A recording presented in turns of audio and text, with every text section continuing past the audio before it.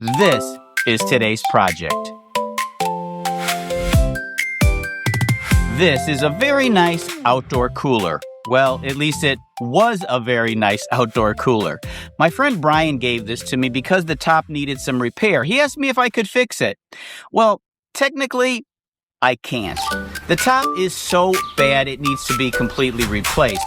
Now, when I gave Brian that bad news, he said, well, you can have it. So, my choice is to spend a lot of time fixing this and restoring it as an outdoor cooler, or turn it into something even more useful. And that's my plan today. I'm going to turn this into a beautiful outdoor garden planter. Trash to treasure every man. The only salvageable pieces on this top is the frame. The center is all made out of plywood. What do they think is going to happen if this thing stays outside? It does have a cover, but the cover ended up getting a few holes in it, which probably allowed a bit of water in, which contributed to the eventual failure. Unless you're a person who throws lots of yard parties, I think a garden planter is more useful than a cooler. These lift supports on the original lid can be removed. I do have an idea for those 3 hinges on the back. The bottle opener can also be removed. What makes this cooler particularly nice for a rolling garden bed is the plastic liner and this built-in drain plug for excess water when we get a heavy rain. The top here has a bit of peeling damage on the finish. I'll have to sand it off and then try to match the stain. I don't want to sand it down all the way to the bare wood because I will obscure this whole piece with a consistent paint color. I'm just focusing on the chip and peeling finish. I want to remove anything that's not smooth and flat. To match the existing wood stain color, I start with the base coat of acrylic gray paint. I use these small bottles, which you can buy at the craft stores. I add various colors that I see in the wood, like greens and browns. I try various mixes, including thinning out the colors with water. I can't say that this comes natural to me. It's a lot of trial and error. The more you do this type of color matching work, the easier it seems to become. Sometimes it is difficult and frustrating. I also added a coat of spar varnish. The good thing is that it can all be sanded off or covered up with another layer of paint, and you can start over.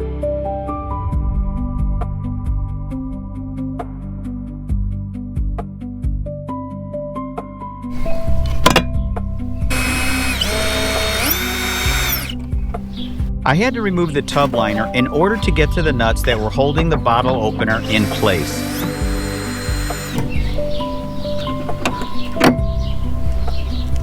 I add a bead of caulk anywhere that water and dirt can seep in.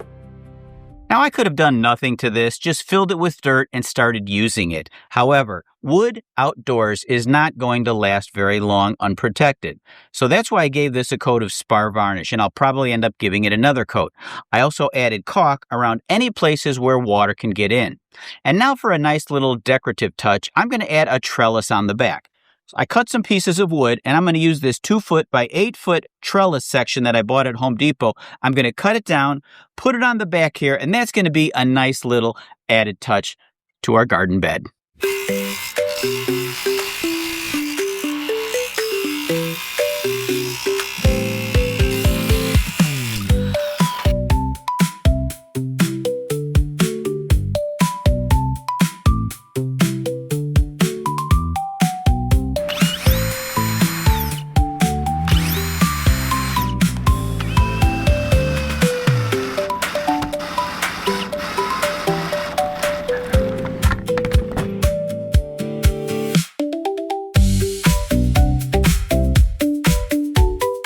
I just finished the trellis. I have it all tacked in place.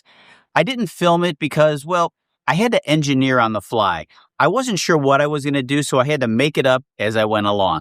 And here's what I came up with. I didn't just tack the trellis onto the frame, but rather sandwiched it in between 2 frames. This is now sturdy, decorative, and functional. The best part is that this can now flip up for usage and down where it can be covered up and stored for the winter. To keep the trellis upright, I made a brace. I stepped the brace since there are various thicknesses on the back which I needed to account for. I used my table saw by raising and lowering the blade height to cut this for a perfect fit. Now I think I'll give it some matching stain and some polyurethane. On the trellis, I start with oil-based gray wood stain, and I let it dry. I then mix and match various acrylic paint colors. This is quite the process for me, as this is not my forte.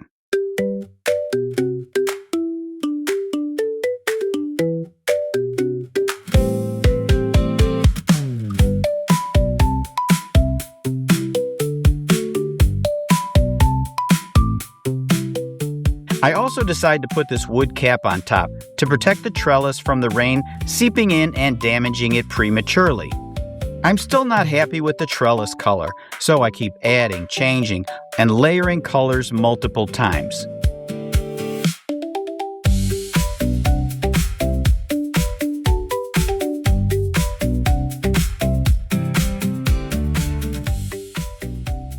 It doesn't look half bad. I've done various paint mixes and layering techniques to try to get these two to match. It's not perfect, but hey, I'm not an artist. My general rule is, if it looks good from a galloping horse, you're good to go. Now just a couple coats of a spar varnish, let this dry, and then we'll be ready to plant. Today is delivery day. I'm taking the garden planter over to my friend Kathy's house. Now, Kathy loves gardening, and when she saw this cooler, she said, "That would make a great garden planter." And I said, "That is a genius idea, and you can have it when I'm finished."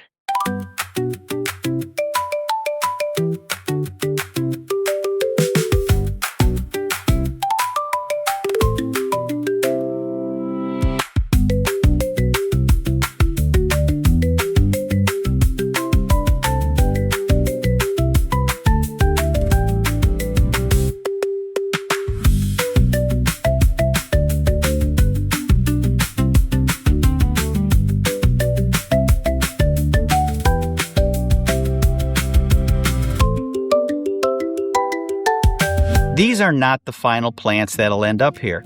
Kathy's going to add some dirt and then use this to nurture some seedlings before replanting. From a broken cooler to a useful planter, I find it very rewarding to repurpose, reuse, refinish, and to build things that are out of the ordinary. The things that I make are not mass-produced. You won't find alley-picked projects in stores. They're generally one of a kind, useful, interesting, and sometimes even borderline weird. It's all intentional, and it's what brings me joy.